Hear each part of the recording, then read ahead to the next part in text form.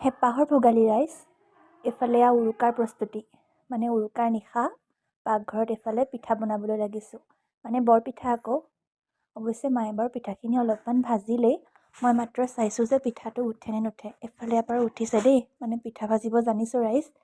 এফালে পিঠাও ভাজি আছোঁ আৰু তাৰ মাজতে এফালে আমাৰ খুৰাহঁতৰ ঘৰত উৰুকাৰ প্ৰস্তুতি। এফালে জুই জ্বলাই সকলো বহি লৈছোঁ। এফালে বৰ্তা, খুৰা, দেউতা, আইতা, খুৰী, আমি সকলো বহিছোঁ। এফালে ভাইটি আৰু এইফালে জুই ফুৱাত লাগিছোঁ আৰু অন্যফালে তাৰ মাজতে মটৰ ঘুগুনিৰ সোৱাদ।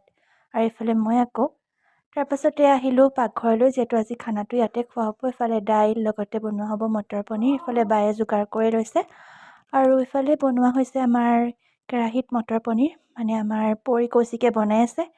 এফালে ৰাইজৰ যোগাৰ আৰু অন্যফালে এয়া মই বনাইছোঁ বেঙেনা ফ্ৰাই। মানে ইয়াৰ মাজতো দুইজনীয়ে পূৰা কাজিয়া লাগি আছোঁ বনোৱাৰ মাজতো, যিহেতু খুটখাটকৈ অকণমান লাগি থাকি ভালো লাগে। আৰু আপোনালোক আটাইলৈ ভোগালী বিহুৰ হিয়া ভৰা শুভেচ্ছা। আৰু এইফালে আমাৰ খানা ৰেডি হৈ গ'ল।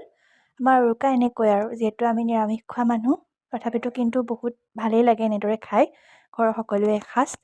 তেনেহ'লে আজিলৈ আহিছোঁ, পুনৰ এটি ভিডিঅ'ৰ সৈতে আকৌ আহিম। Bye bye everyone.